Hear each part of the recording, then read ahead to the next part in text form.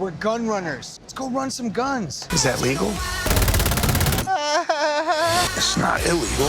God bless Dick Cheney's America! The story of two young Jewish stoner arms dealers from Miami who take advantage of a war-stricken Middle East for their own material gains. What could possibly go wrong? And crazy enough, based on a true story, first illustrated by Guy Larson's viral article The Stoner Arms Dealers, and his subsequent book Arms and the Dudes. War Dog shows just how far the American dream can go in taking advantage of an international war. So let's explain the ending here. But first, the whole deal about how Jonah Hill's character launches his arms-dealing empire. So the way companies grow is by selling to as many people as possible.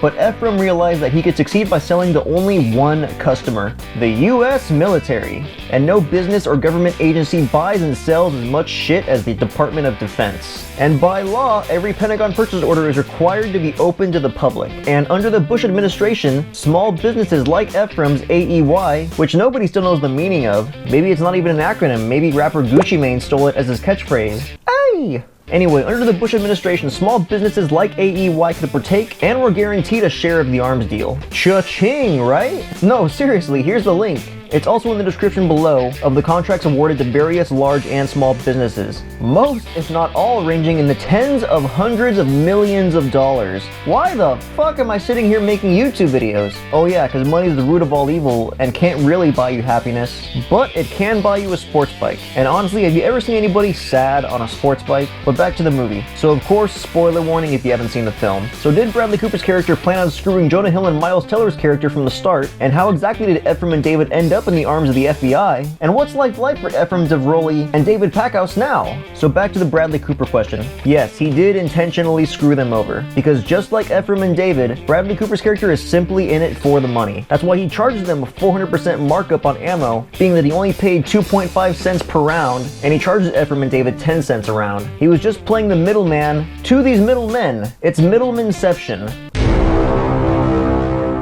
Also, fun fact, you know when you go to a bar and you pay $5 a shot, when the bottle costs maybe $30? Yeah, that's about a 400% markup too. Anyway, Bradley Cooper having all these arms connections but nobody to sell to, since he's on a terrorist watch list, needs someone like Ephraim and David to continue being the entrepreneur he is, and at the end of the film, feeling bad, he decides to give Miles Teller's character 100 grand just to smooth things over. Like, you know, hey, sorry I ruined your life and made you go back to being a massage therapist and screwing you out of millions of dollars with your partner, but here's 100 grand, we good? Alright.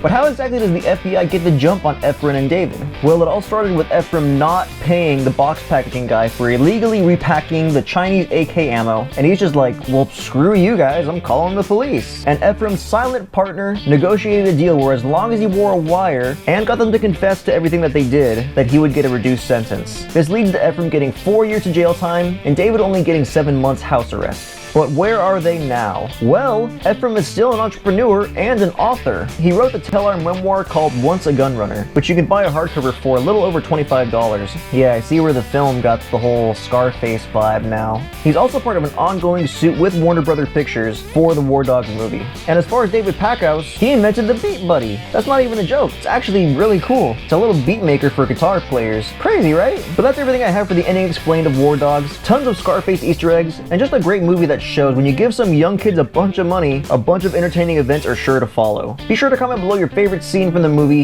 and just overall what your thoughts were on the film. My favorite scene had to be when Jonah Hill goes to his trunk and unloads into the air. Be sure to like, comment, and subscribe for videos like this and more, and as always guys, this is 5 Fingers with the Finger Bang Show.